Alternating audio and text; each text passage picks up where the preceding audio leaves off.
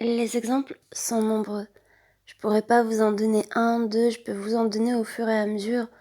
Juste là, ça me vient à la tête quand on parle de quand on parle de ce bracelet, la sabaha.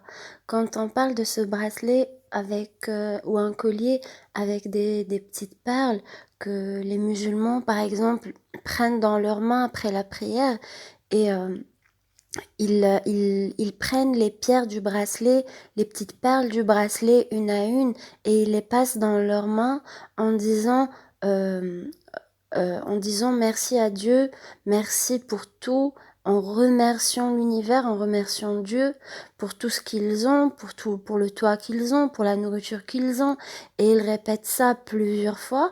Vous dites ça à quelqu'un d'un peu voilà sceptique, il va vous dire non mais ça va pas répéter un mot comme ça sans ça n'a pas de sens, répéter tel nombre de fois, être sûr de répéter tel nombre de fois, de remercier tel nombre de fois, ça va paraître bizarre. Mais quand une culture asiatique vous vient ou je ne sais d'où vous vient avec le terme gratitude, ça change juste le mot merci Dieu, alhamdoulilah, ce qui fait peur à certains, et ça vous dit juste gratitude. Et il y a carrément des cahiers de gratitude. Ok, des cahiers, je suis pas contre. J'essaie juste de vous dire, regardez l'injustice, regardez ça. Si avec cette appellation et cette description ça choque, et dans cette autre description ça va dire oui c'est du développement personnel, c'est très pointu dans le domaine du bien-être, des cahiers de gratitude, des cahiers où on écrit chaque jour merci à Dieu, des applications, merci à l'univers, enfin ils disent merci à l'univers, des applications où tous les jours il faut cocher merci, des applications de gratitude, où il faut cocher des remerciements pour telle et telle chose. Et on dit que quand on ressent le remerciement, la gratitude envers l'univers, l'univers nous le rend. Il y a des énergies qui nous reviennent psychologiquement. Remercier, être dans le mindset de gratitude, c'est quelque chose qui va nous mettre sur la route et le chemin du bien-être. Mais quand c'est un musulman qui tient un bracelet de gratitude, parce que si on devait traduire, ça devient un bracelet de gratitude, et qui fait ça bien avant les cahiers de gratitude, ça aurait paru bizarre. Le yoga, on en parle du yoga, des positions du yoga, le lotus et toutes les autres positions du yoga. Personne ne vient, enfin pas personne, vous aurez compris, moi je parle de cette catégorie-là de personnes. Il y a des gens, ils vous disent le yoga, oui, mais les positions du yoga, c'est quelque chose qui va vous ouvrir vers les autres, vers l'univers, vers les énergies, vers la concentration, la méditation. C'est important de mouvoir le corps de cette façon. Voilà, on trouve pas ça bizarre, c'est même à la mode le yoga. Mais quand c'est la prière, quand c'est des positions de prière qui ressemblent énormément à celles de la méditation, là, ça paraît à certains bizarre.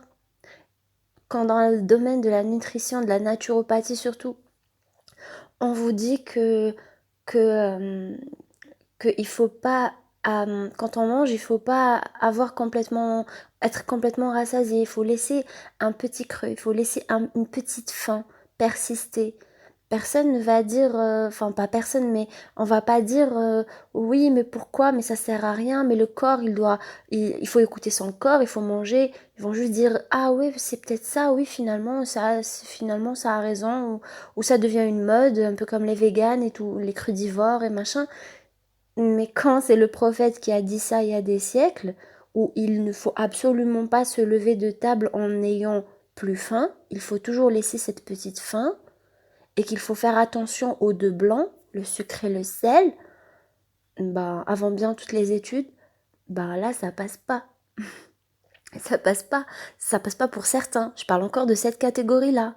Quand vous allez prendre des gens qui parlent de développement personnel, et qui vous disent, des gens vraiment très écoutés, hein, si seulement je pouvais dire les noms, mais bon, qui vous disent, surtout en physique quantique et tout, qui vous disent que l'eau n'a pas la même structure physico-chimique, n'a pas la même composition, la même structure, n'a pas, moi je vais pas entrer dans les détails, est différente après qu'on ait envoyé des pensées positives vers ce verre d'eau, ou qu'on ait envoyé des pensées négatives, là, je sais que pour certains ça va devenir chelou là, mais c'est un monde.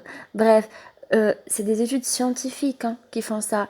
C'est des vraies études scientifiques qui ont montré que certaines personnes, avec leur magnétisme, peuvent de loin, des gens avec leur pouvoir de magnétisme, avec leurs mains, ils, ils peuvent tordre un objet en acier sans le toucher, en émettant leurs mains à 5 centimètres de l'objet, filmé, suivi, etc. C'est des preuves, ça existe. C'est pas... Voilà, on peut chercher. Maintenant, il y a Internet, il y a Google, il y a... Voilà, et vous pouvez chercher. Tout ça existe. Et il y a des gens qui ont prouvé que la composition de l'eau, en tout cas qui ont cherché de façon sérieuse dans ce domaine-là, que la composition de l'eau peut changer que si on envoie des ondes positives ou des ondes négatives. Qu'une plante qu'on traite de la même façon, si on la traite avec amour, qu'on lui envoie des ondes positives, de pensées positives et énergie positive, car toute molécule est faite d'énergie, la matière est faite d'énergie, tout est énergie, cette plante va se comporter mieux qu'une plante qu'on fait que s'occuper d'elle sans lui envoyer cette énergie, cette pensée de oui, je t'apprécie, etc. Enfin, voilà, vous aurez compris. Bref, quand on parle de ça, bon, c'est vrai qu'il y a des gens qui vont quand même trouver ça perché, mais ça devient vite, très vite un sujet d'intérêt, ça devient très vite quelque chose à la mode dans le domaine du développement personnel. Mais si vous leur dites, si vous leur parlez de l'Urqiya, c'est-à-dire chez les musulmans, lorsque un imam ou même un être, un musulman tout simplement, va réciter des versets, mais pas réciter pour réciter, non, réciter en pensant à ça, en pensant très fort, en ressentant chaque mot, sinon ça sert à rien, en ressentant chaque mot de ce qu'il dit, de versets, de paix, de Coran, voilà, quand il envoie des vibes de paix envers une bouteille d'eau, ce qu'on appelle la lauréat de l'eau, et cette eau devient bénite, et c'est quelque chose qui existe aussi chez les chrétiens, et pas seulement chez les musulmans. Là, ça va devenir non mais qu'est-ce qu'il faut pas entendre encore c'est ça. Non, je suis désolée. Ouais, si on est ouvert d'esprit, on l'est pour tout, ou bien on se dit pas ouvert d'esprit. Voilà. Moi, pour moi, tout ça, la vraie science, les vrais scientifiques sont des gens curieux. Sont des gens curieux et ouverts d'esprit. C'est pas des gens qui vont vous dire ça, ok, tant que ça parle pas de religion, c'est sûrement vrai, et ça, tant que ça parle de religion, c'est directement non. Ben non. En tout cas, pas pour moi. Je trouve pas ça normal. Et je m'adresse aux gens qui s'intéressent au développement personnel et qui parlent de développement personnel. Pas les autres, parce que pour les autres, si ça se trouve, tout ça c'est perché. Par-ci ou par-là, c'est perché. Dans tous les cas, c'est perché. Du coup, non, je m'adresse vraiment aux gens qui. Je m'adresse aux gens qui s'intéressent à tout ça. Voilà. À tout ce qui est physique quantique, développement personnel, nutrition, tout ce qui est. Voilà, tout ce qui est tellement là et qu'on n'en parle tellement pas assez. Voilà. Lorsque vous avez des termes tels que le minimalisme, que vous avez tellement de best-sellers qui décrivent le minimalisme comme venant d'Asie et comme adopté par les Occidentaux, et tellement de podcasts, tellement de vidéos, tellement de bruit sur le minimalisme, alors que en islam, les Algériens, par exemple, et nos grands-mères, n'arrêtez pas de dire, vous demandez à n'importe quel enfant dans la rue, vous lui dites le début de cette phrase, il va la finir, tellement c'est quelque chose de connu. Elles disent, et elles le disent toujours, la baraka est dans le peu. Le minimalisme fait partie de notre culture, mais allez le dire. Allez dire dans des, dans des vidéos de minimalistes que c'est algérien le minimalisme, que c'est quelque chose qui a toujours existé. Allez leur dire que chez les Arabes, on dit maqalla wa dalla, c'est-à-dire il faut le peu de choses qui orientent le mieux. Allez dire ça. Non, on ne parle pas de ça. Quand on parle de loi de l'attraction, c'est pas perché pour les gens du développement personnel. La loi de l'attraction, c'est quelque chose d'évident. Quand on vous dit que quand vous faites du bien, le bien vous est rendu, quand vous donnez une énergie de positivité dans l'univers va vous le rendre forcément, car l'univers comprend cette énergie positive. Et quand vous envoyez de l'énergie négative, l'univers vous le rend. Mais quand en islam on vous dit que si vous semez une graine de bien, vous allez retrouver le bien dans votre vie, et si vous semez une graine de mal, vous allez la recevoir aussi.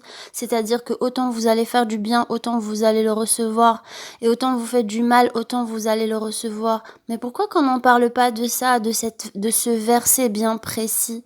Non, on parle pas de ça, on préfère dire ce qui se passe en Libye, on préfère dire ce qui se passe en Afghanistan, ou ce qui se passe je ne sais où dans le monde, non. Non, on parle pas assez de ces choses-là et c'est injuste. La loi de l'attraction est décrite avec une précision incroyable dans les versets coraniques. Elle est décrite d'une façon incroyable. La loi de l'attraction, la loi de l'intention ou les intentions, on n'en parle même pas. On n'en parle même pas. Tellement c'est décrit à chaque instant. On pourrait aussi donner d'autres exemples. Minimalisme, loi de l'attraction, nutrition. Je ne sais pas, je pourrais vraiment en parler des heures. Là, je peux pas tout avoir dans ma tête, mais à chaque fois, j'ai des exemples qui me viennent et j'essaie de les partager. C'est incroyable à quel point beaucoup de choses sont médiatisées et d'autres sont étouffées, déformées. Et c'est tellement dommage parce que si vraiment ce que je ressens chez les gens qui s'intéressent au développement personnel, c'est que c'est des gens qui sont assoiffés.